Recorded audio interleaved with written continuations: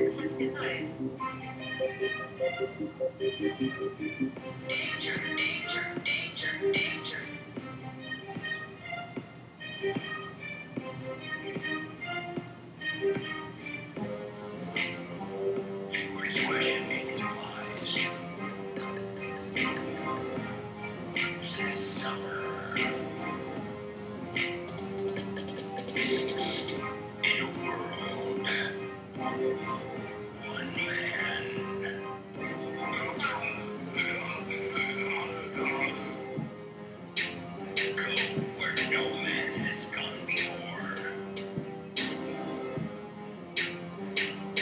The hotspot.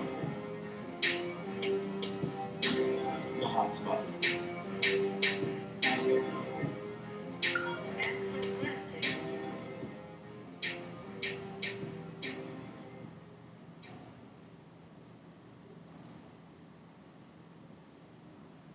Hey, how's it going, people?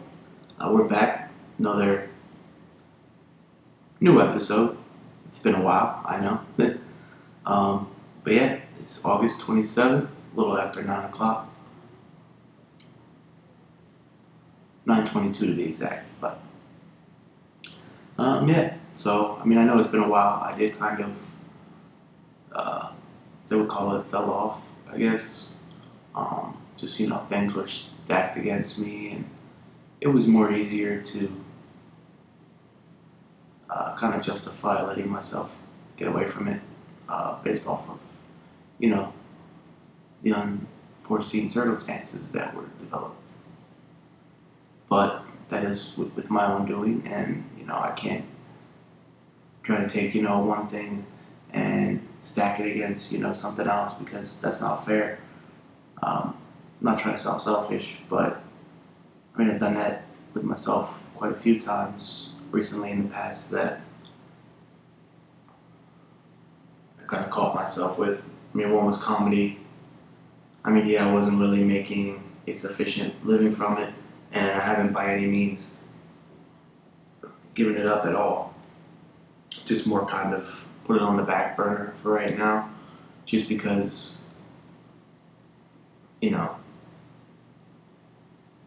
gotta live, gotta be able to survive. That requires, funds. And yes, it's fun getting to travel around to all these little knick-knack places.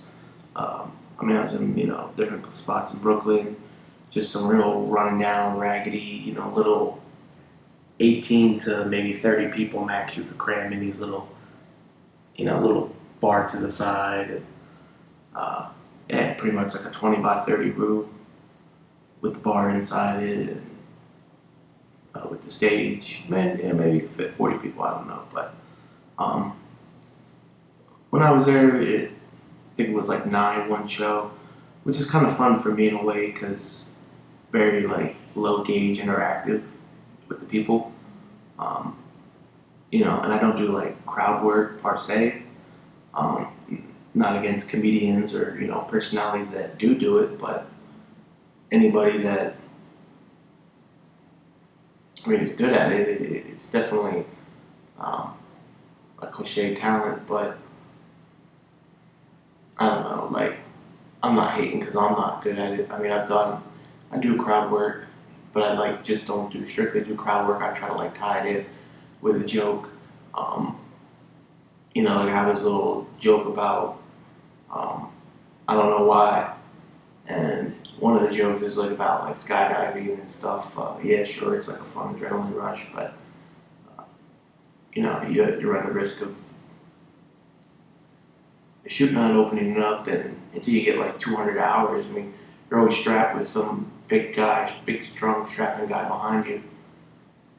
And that's an awkward ride down. You're 24,000 feet. That takes a couple minutes free fall state till they pull the chute. So, um, I'm sure I'd be too much like to really even know what the fuck's going on behind me, but it's just one of those things. Like they say, oh, you got like a 1 in 10,000 chance of something remotely bad happening. Then you have a backup parachute too. Ha ha. But hey, it's true. I won a $500 scratch off a $5 ticket, and I was shitted on by a fucking bird within the same day. Why? Because I didn't take it to like cash it. I mean, I won the 500, and I was like, hey, cool. And then went and did some other things, and as I was getting out the car, I shut the car door, was getting ready to walk up the driveway, and all of a sudden, just right on my fucking shoulder of the shirt. I was pissed. But I mean, it's just kind of stacking the cards against myself. I mean, for anybody, it's not good because then you always start to like second guess, and I had like a good little run going, but I guess to each their own, and it wasn't my availing at that time. I don't know, but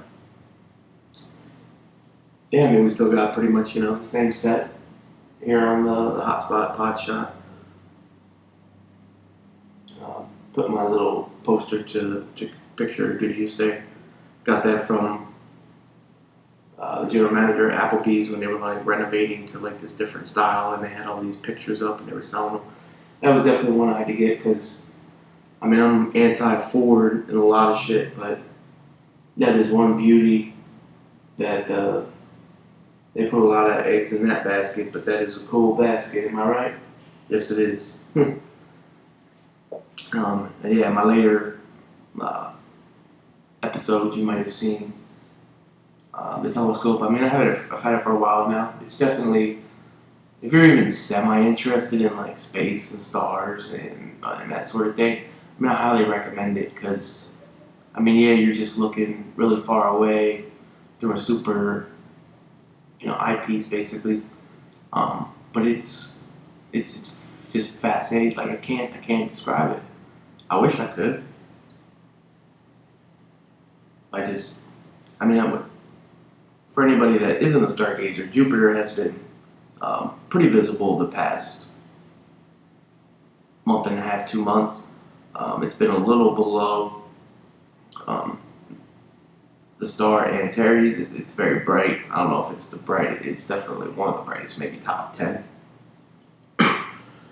Very big boy. Fun fact: if it was in our solar system, its radius or whatever, it's the sun as the star, its proximity would go out past Mars. So just let that sink in for a little bit. That's the star Antares, and Jupiter has been about a little bit below it. Bit kind of hard to describe.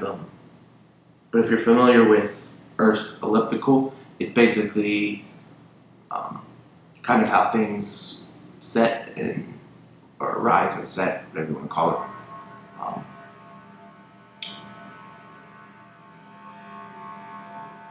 The hell is that?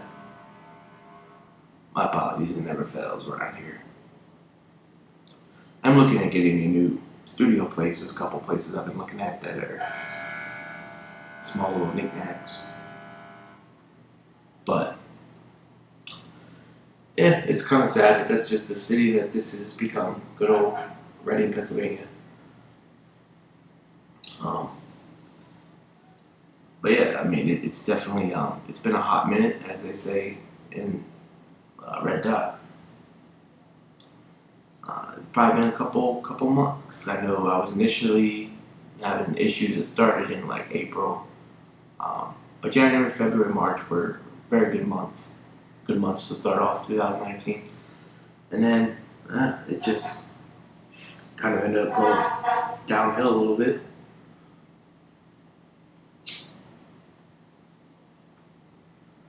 And I think it's somebody fucking firemen are playing goddamn games or something. But anywho, yeah, it's been a while, and I just felt like drinking a little fucking pink Moscato tonight. I don't know why. Just a rare day off. So I decided to splurge a little bit, bought a cheap $9 bottle of wine, and I mean I don't like super sweet wine, and this is kind of like right on my borderline limit, but it's just so good, I mean, I like other types of wine. Not really a fan of like white wine like that white Xanderdorf or whatever the hell they call it. I don't know.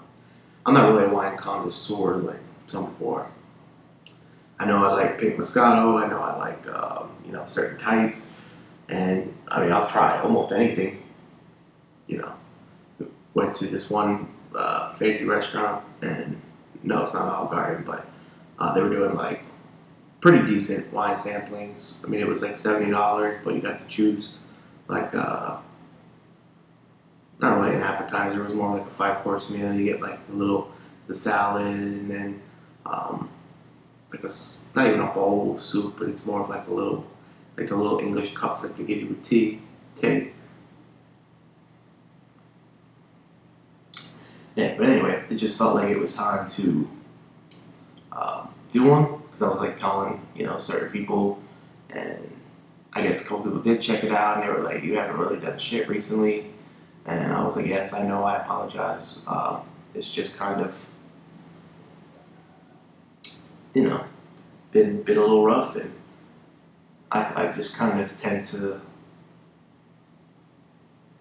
Instead of necessarily pursuing what I feel makes me happy, I just try to do the best, situation for my well-being. Maybe not now, but in the near future.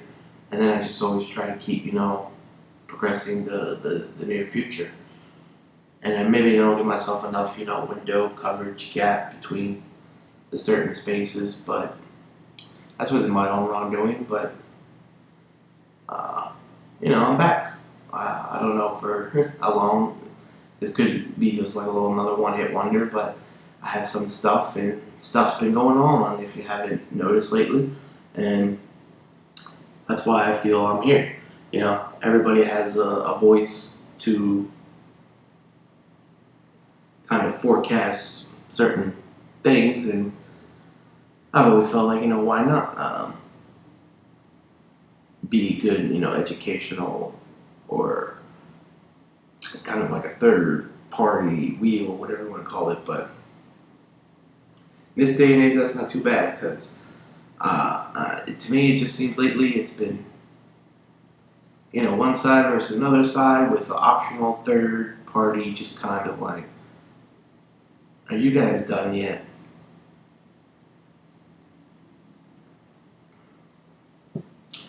But, here we are. We're towards the end of August. August kind of flew by. I mean, July flew by as well, and June kind of went, I felt better sluggish, but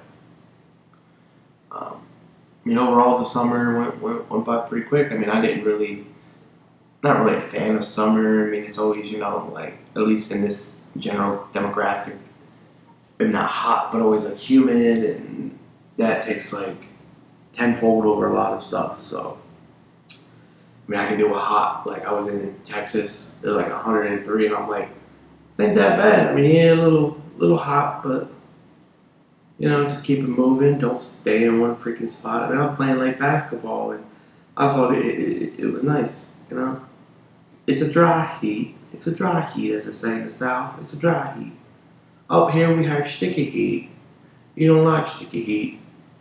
Sticky heat is swamp ass at 1 o'clock in the afternoon in fucking beginning of June. Though I do not miss like the deca days and all that crap. It was especially second shift, like in the beginning of August and in July, where you get like those 4 weeks of like, might as well be hell at this rate, Freaking 110 with the heat index, and then I'm in the smelter, which is like 160, and I go outside and it's 110, but I'm like, whoo, feels like Antarctica in December. I don't really know what it's like in Antarctica in December, but it's a comparison. But yeah, stuff has been eventful, and I just want to kind of have like this earning within, the chakras or whatever you want to call it. But yeah, many people know. I mean, I was very profound on, or behooved of the Area 51 movement, Storm Area 51 movement, I should say. It was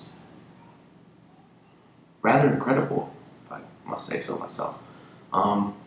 Just this one little thing that turned into extravagant, but the very big reason that it's became, blown up into proportion was, I believe, coincidentally, it was right around the whole, Jeffrey Epstein. And I know people are tired. I'm tired of hearing about it, but if there's anything I learned in my 31 years of survival on this great plane that we get to call home for a very, very short amount of time, a blink of an eye in comparison to all of our lives put together. But because I feel overall in general, people's views and opinions and even beliefs just might not change, but they might kind of sway just a bit, just enough to, kind of keep the tide rolling, keep the current, moving.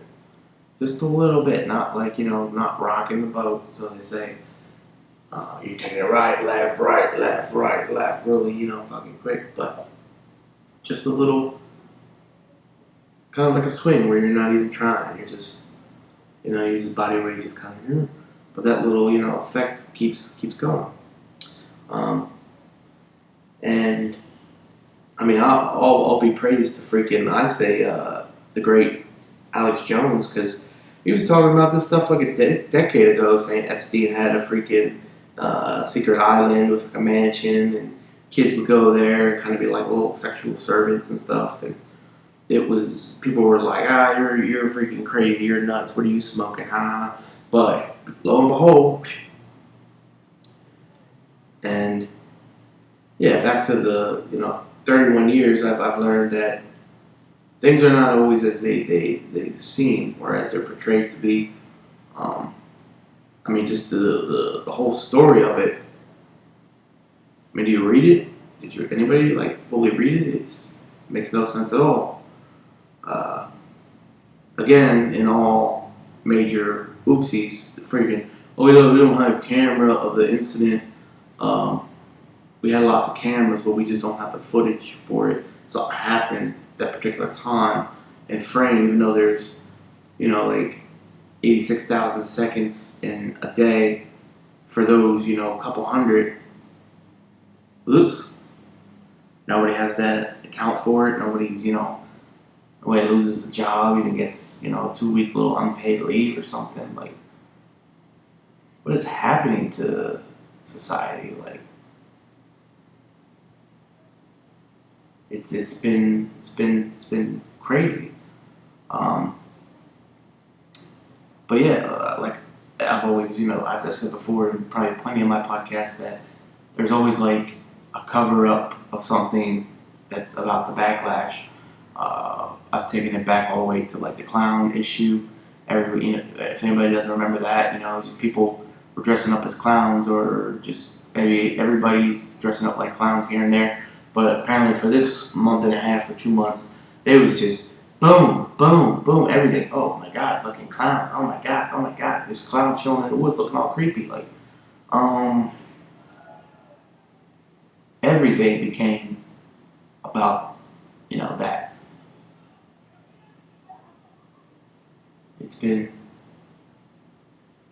It's just been, and I feel this whole Area 51, Storm Area 51, which is dated for September 20th, it kind of fell off right around right before the whole Jeffrey Epstein thing blew up. And it's been, I mean, I'm disgusted by it. I think it's upholding, but I felt like that kind of had to happen one way or another. Like he had to die, because he would have testified and anything else would have got out. This would have unleashed, this would have been like putting 450 roaches in an apartment for like a week before somebody moves in, and you can come in and spray whatever chemical you got, but some of them puppies are going to survive, and it's going to be infestation up in that still, because those is wild beasts. And Yeah, but that's just it's the principle. Once you start uncovering stuff can't really be uncovered I mean, it can be recovered, but it's already been discovered. So you're just basically sitting on old news. And I was, as people knew, I was pretty critical of critically hyped about Area 51 just because I feel like as American, like as the US of A, that's kind of like, it's like an official revolt, if you want to call it that, of the people, the nation, kind of a group, a militia, if you want to call it that, which the Constitution and the great, bystander laws of this nation allow for that, or allow for the option of that if you want. I mean, part of me is like I just want to kind of see what happens, but also part of me is like this isn't going to end well because I think I definitely think it's a front. I mean, I'm not saying nothing goes on there. It's probably got a nice budget, but I mean, you have much bigger fish to fry. I mean, you got like Nellis, which is right across the way. Um, I mean, it's probably like in an adjacent valley. It's probably, I don't know, it's like probably like 60 to 70 miles away from Area 51, which is like the distance from Reading to Philadelphia or uh, from the West Coast, maybe, I don't know, because with traffic out there, you never know. Um, but we could say uh, maybe distance from Fort Lauderdale to Miami. I don't know about that one. That one's just kind of a guess. But, um, 60, 70 miles. It's, about an hour and 20-minute driving ratio. But I mean, with the whole Area 51 stopping and the whole Jeffrey Epstein thing kind of blowing up to super proportions, it just kind of makes you wonder. Like, I know one of the fellow podcast people I like to listen to, it's called Tinfoil Hat. Sam Tripoli, who's a comedian, probably his late 30s, early 40s, I don't know, but been around for a little bit. He hosts a podcast, and he kind of called that something, was going to happen in that time frame, like super, like, dynamite out of the water type thing.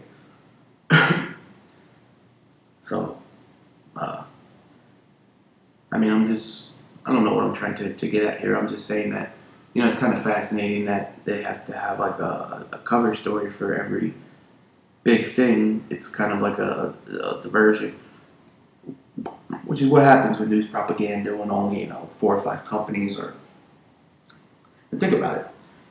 What airlines? Airlines, you have mergers every, 6 to 12 quarters.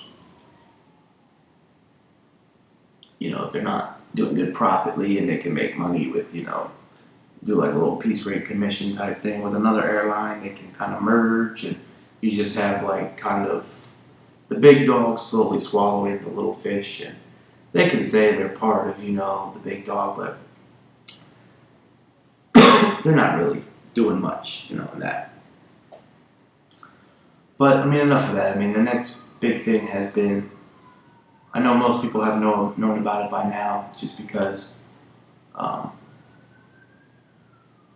we're going to get some stuff going on here again, of course. But the whole Amazonia, the rainforest, I know you do get forest fires. It's definitely burning season down there. But this one has been kind of like wowzers, Um, it's and like no coverage. I mean, it's starting to get like international CNN articles here and there, but it had like no coverage the past couple weeks that it's been going on. Almost, I think, about 3 weeks now. And I mean, mean, some people say it's like 20%, but in reality, based off of all the other, especially now that like a big chunk of it's burned away, it's probably like 18% of Earth's oxygen is from Amazonia. And I mean, people like want to criticize Trump for not really doing anything about it, but I mean, it wasn't getting like no press coverage. Maybe he knew about it before a lot of other people, but I'm to alternate news, so I kind of heard about it. I think like after 5 days, which was I'll say August 8th, 7th or 8th, is when I like first heard about it, and I was like, oh damn, and then I was like, okay, maybe something will pop up and some sort of relief thing will come, like send the water choppers to send the water planes to the Amazon, and I'm sure you could have got a fucking huge GoFundMe or whatever type of fancy billionaire fund they could have got going. But no, I mean, it has a lot of plans for deforestation, which is sad because I remember when I was in school and we learned about it. I mean, those pictures probably from the 60s and 70s, but still, it was rich and luscious, and it just kind of had this like poise to it, like if you ain't from here, don't come here, like just very like murky type situation. And now it's a lot of it is gone. For most people that don't know, the Amazon, well, it's a pretty big river that runs through the entire continent of South America, from east to west, I guess. Yeah.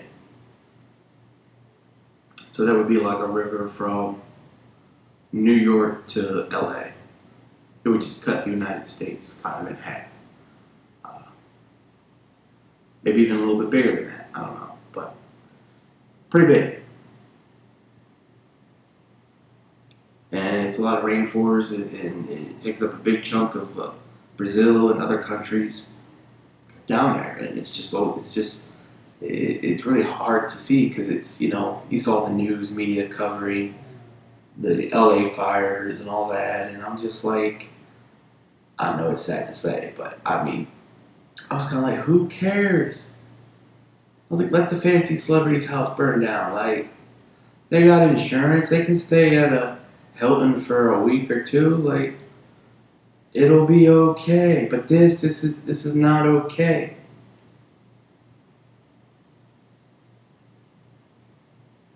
Because, I mean, everybody's all hyped over, Yes, climate change is a thing. I'm not going to sway there, but with all due respect, the Earth has been here for a very long time and has dealt with way worse than little emissions, heating, and pollution, and it was just been struck by asteroids and volcanic eruptions and earthquakes and hurricanes, and it's just kind of like a natural cleanse on itself, You take all the bad and you just shit on, and like, okay, just leave it there. That's kind of what the earth does. So I mean, that's kind of, I'm not saying it's okay to do because like they say plastic never biodegrades or whatever. It'll just always kind of be plastic, and that's kind of evil, I feel, that we've kind of concocted within, though, just because, it's a technology that, I'm not saying shouldn't have came out, but I mean, we should have done better. Like, the whole world kind of just went to plastic. Plastic everything, containers, bottles, plates, you name it. Plastic. A lot of fancy moldings like hide, terrible hide. Like the fumes that must come from manufacturing that sort of thing, it's gotta be, ugh. But I mean, is it past the point of no return? I mean, for the Earth, no. For human civilization, maybe. Because, like I said, the Earth has been here a very long time and has survived well worse than what this is doing. But with all that being said, whether the Earth has been surviving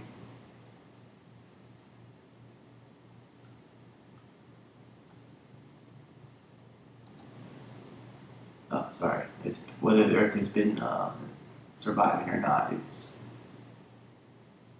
we're kind of putting nails in our own coffin here, you know. Uh, it's been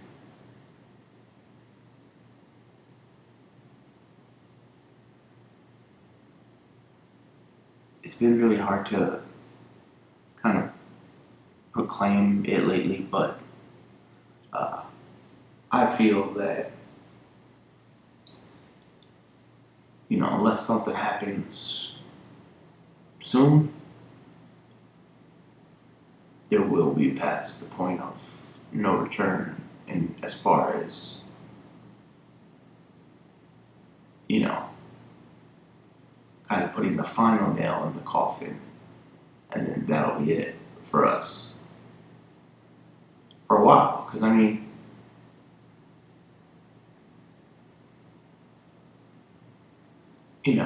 if evolution is, I don't know, because it's like, I'm not saying I believe in creation, or not saying I believe in evolution. I kind of believe in like a hybrid theory. I've always proclaimed that I kind of believe what I believe, but I'm not going to go and start, write my own book about it or start a cult or anything. Um, not really my cup of tea there. Um, just because, like, as a full leader, I feel I would, like, I don't give a shit about a lot of things, so I feel like, therefore, I would not be a good leader. So, it's kind of one of those it is what it is things, but it is what it is. Alright, so we're going to get off these, like, kind of semi-depressing topics, and had a lot of people recently, as you know, football season is rapidly approaching. I believe week 1 is like the first week of September, and we're already in like the last week of August, so we might have like one more preseason game, then off week, and then bang, regular season. And people have been, are you in a league, and this and that, and had a lot of people asked to, I wanted to be in their leagues and stuff, but I'm kind of already committed to, and I'm not playing 3, 4, 5 different leagues, because that's too much for me.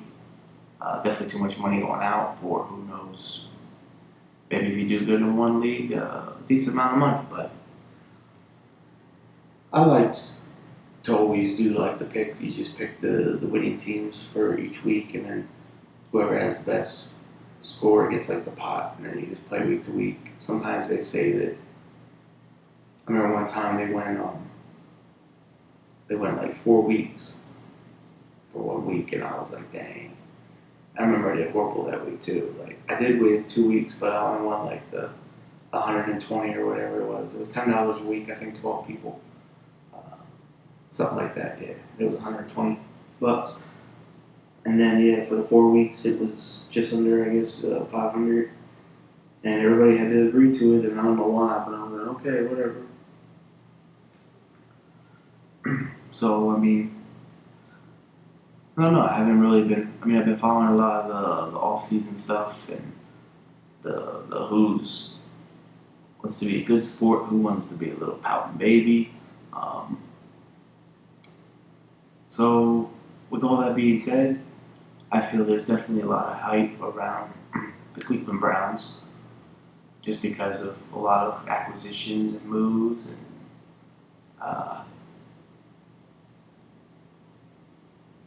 I don't know if it's too early to tell, but I would like to put them as my watch out team, at least in that division, which is Steelers, um, Vikings, and Bears.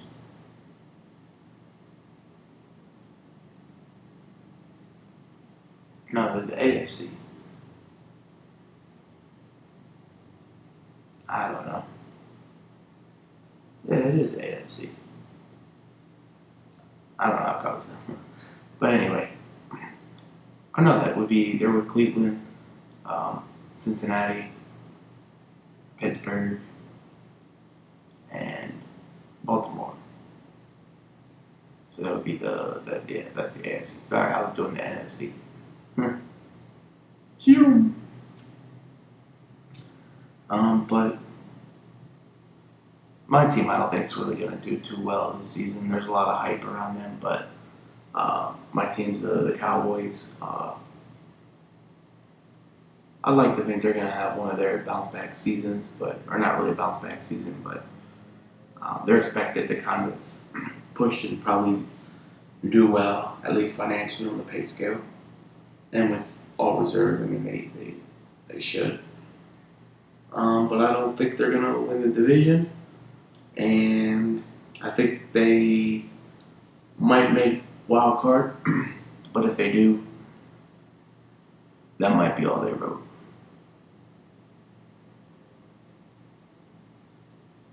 And I think they'll go 9-7. And 10-6 will win the division.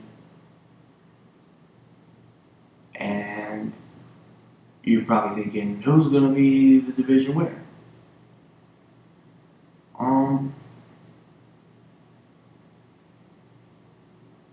Maybe the Eagles. With their schedule, I could see them going 10-6, and then the Cowboys going 9-7.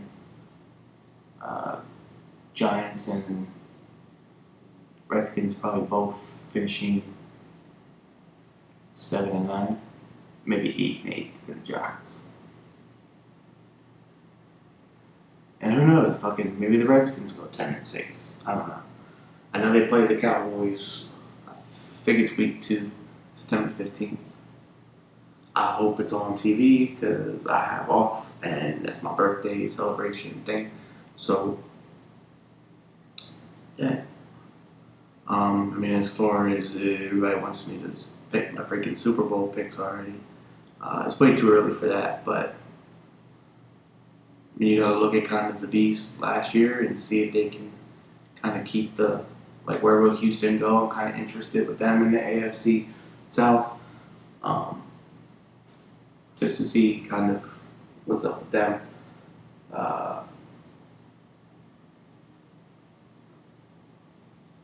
And, Super Bowl, like I said, too early to pick. But, I mean, in the AFC, you kind of got to look out for Houston and Cleveland. And in the NFC, I don't think the Rams are going to be that good this year. So I would say Seattle and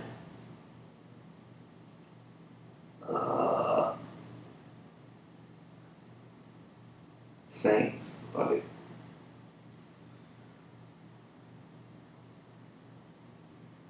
So yeah, there's my little prediction thing. And finishing all sports here. I guess we can, September's coming. That's kind of the last little hoorah for baseball, which I haven't even really been in tune with much this year. Just because I felt the Phillies were going to do a lot better than they had, and they definitely hadn't. So it's just kind of been one of those things, Herrera got, suspended, McCutcheon's out for the season. Bryce Harper kind of in here and there, hit and miss lately. But I mean, surprisingly, considering the semi-pitching flaws and the blunders of the bullpen, they had that stretch there, 10 games where they had a 2-run lead each game and they ended up losing by 5 because of the bullpen. And that's kind of exhausting as a fan to see, but kind of is what it is. Um, I don't think the Phillies are going to win the division, that's for sure. Wild card, hey, who am I to say? I think right now both wild cards would come out of the NL East, if I'm not mistaken. Or it would be like them and the Cubs, or no, I don't know. Just speaking out of my ass now, but yeah. Speaking of which, recently I believe it was Friday, Friday night into Saturday. Yeah, Friday night into Saturday. I had this weird dream of like, you know, money and like finding a wallet, this, and this. I don't really remember like the demographic of the wallet per se. It was just kind of in the dream, more of the reclusive, you know,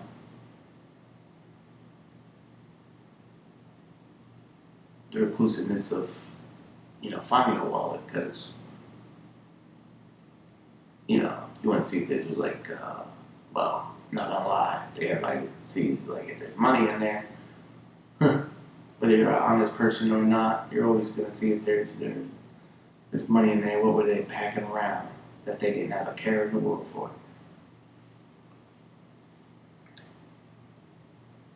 And he didn't even leave it in the back seat. Isn't that some shit? Sorry, that's a little crossing the line joke there, but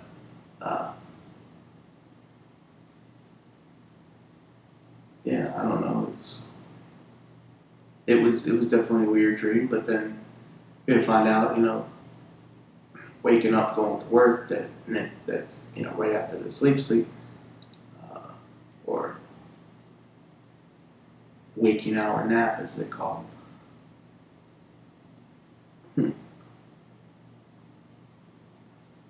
I should have lost my train of thought there. But yeah, it was, anyway, the guy at my job lost his wallet on the bus. And I just thought that was really freaking weird. Uh, I mean, I've seen his wallet before. He had just gotten it from Wish, I think it was, or one of those, like, retail shipper type things. Not Amazon, but probably was Wish. And it was, kind of bulky, but cool and sensible, like millennial stylish in a way. And he lost it. He had it probably like maybe 4 days, 5 days, no more than 6. So not even a week. And said he had some cash in there, and bus pass, and all this other sort of stuff. So that was always, that can kind of be a bust sometimes. I know, because I too lost my wallet. Uh, well, mine, I don't know where I lost it because I was kind of like that particular time, like woo, woo, woo, woo, kind of moving. I know I was like on the bus, got off the bus, knew I had it, and then went somewhere, got something. Couldn't trace my steps from there.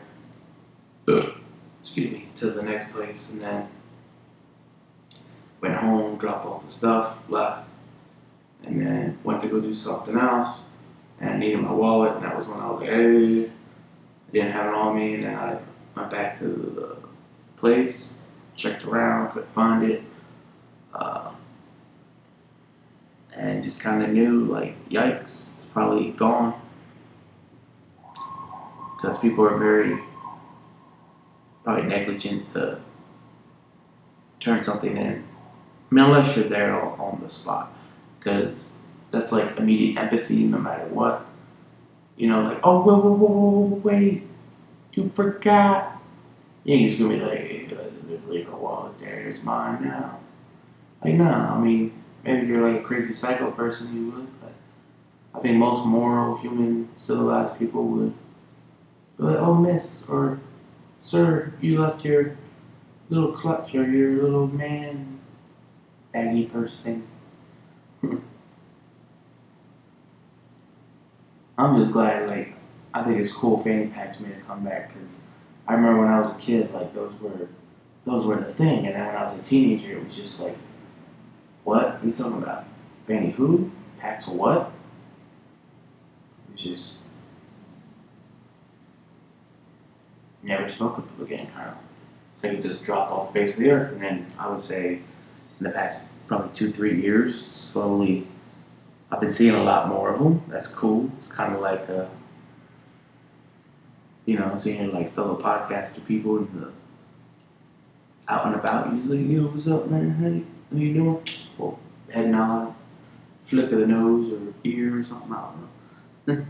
Whatever your little code chip is. But speaking of like the little, well, I don't know what to call it, like predictive dream, but I just keep getting this overall innuendo feeling that something big's gonna happen here in the next like 2.5 weeks, maybe even like week to, I don't know. Yeah, it could be as early as like a week. I mean, it's not like the sensation is kind of like slowly getting greater, and then I imagine when it becomes like super unbearable is around when something's gonna happen, and then I've taken different accountability factors of something like random stuff like happening. If you add it all up, I think it's like once every 3 days or something like that. So I mean, if something does happen, you're gonna have like blame it on your your feeling, your hunch. I mean, probably because yeah, sure you can like just say, hey, there's something's gonna happen out loud like once every 3 days and probably get it right like 10% of the time.